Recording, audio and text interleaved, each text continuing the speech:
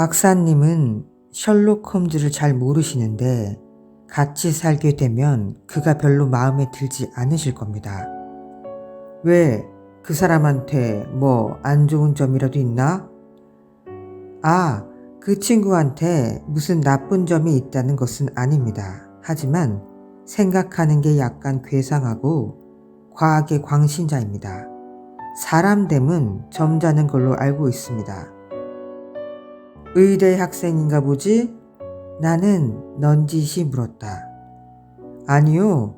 그가 어떤 목표를 가지고 있는지는 잘 모릅니다.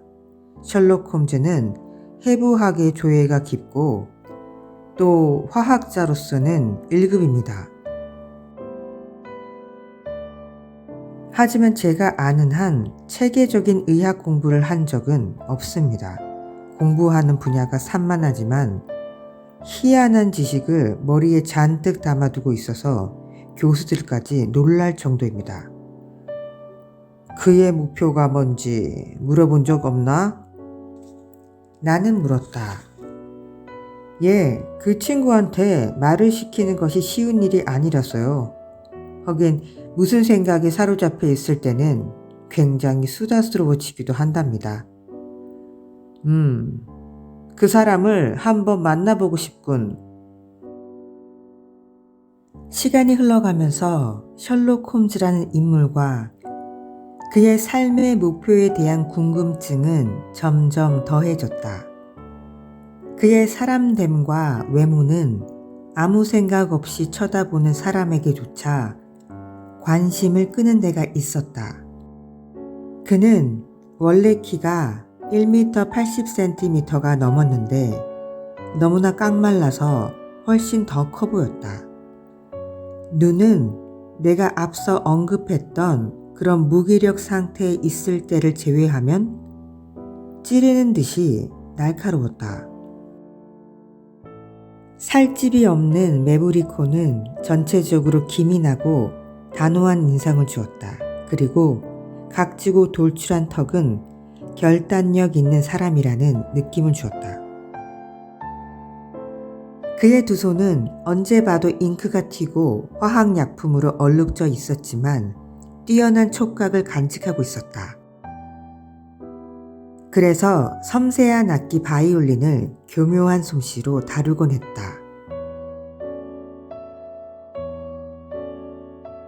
어느 날 홈즈는 이런 설명을 했다. 나는 인간의 뇌가 본디 텅 빈 다락방과 같은 거라고 생각합니다. 사람들은 그 방에 가구를 골라서 채워 넣어야 합니다.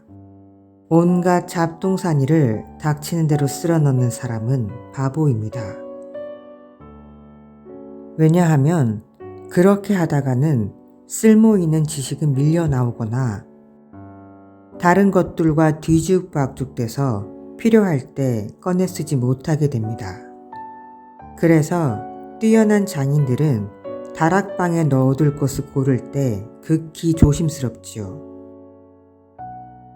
그 사람들은 요긴하게 쓰이는 연장만 고를 겁니다. 또 구색을 잘 맞춰서 순서대로 넣어둬야 합니다.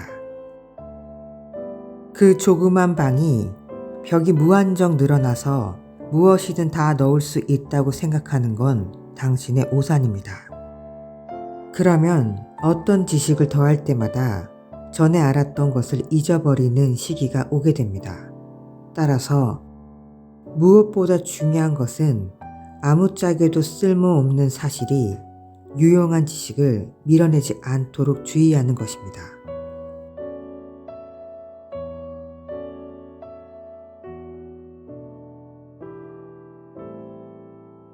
그런데 용의자의 키는 어떻게 알았나?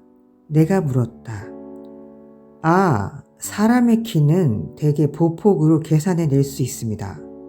계산은 아주 간단합니다.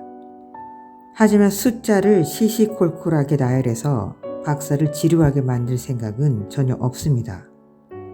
나는 마당의 흙과 집안의 먼지에 남아있는 발자국을 보고서 그자의 보폭을 알아냈습니다. 제 계산을 확인할 수 있는 기회가 있었습니다. 사람이 벽에 글씨를 쓸 때는 본능적으로 자신의 눈높이에서 쓰게 됩니다. 그런데 그 글씨는 바닥에서 1m 80cm 이상 되는 곳에 쓰여져 있었지요. 범인의 키를 계산해내는 건 식은 죽 먹기였습니다.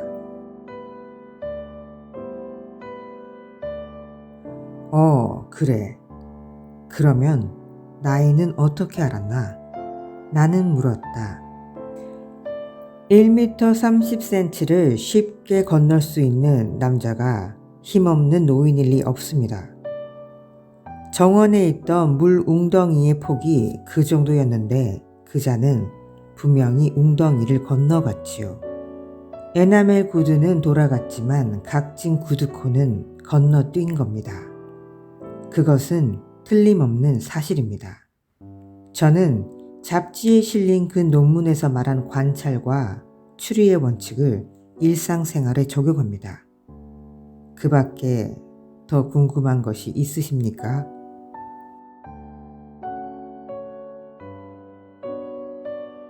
셜록 홈즈는 빙그레 웃으며 이렇게 말했다.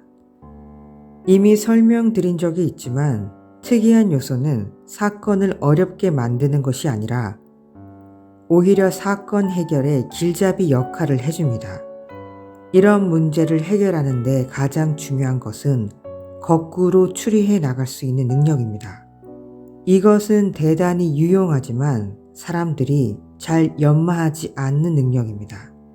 자세히 설명하자면 이렇습니다.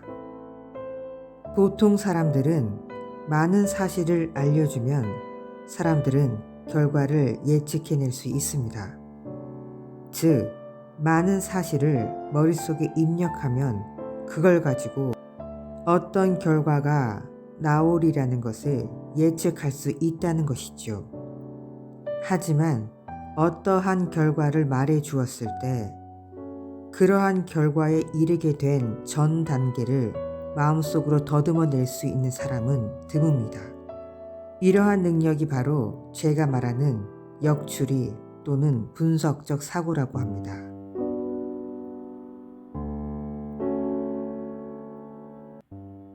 그러면 그 친구를 연구 대상으로 삼으면 되겠군요. 스탠포드는 내게 작별을 고하며 이렇게 말했다. 하지만 결국은 셜록 홈즈가 얼마나 종잡을 수 없는 사람인지를 알게 될 뿐일 겁니다. 박사님이 그 친구에 대해서 알아낸 것보다 그 친구가 박사님에 대해서 알아내는 것이 훨씬 더 많을 겁니다. 그건 안 봐도 뻔한 일입니다.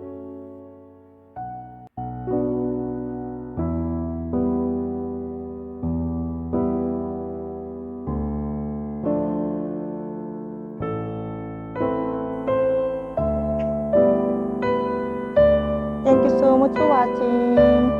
Have a great day.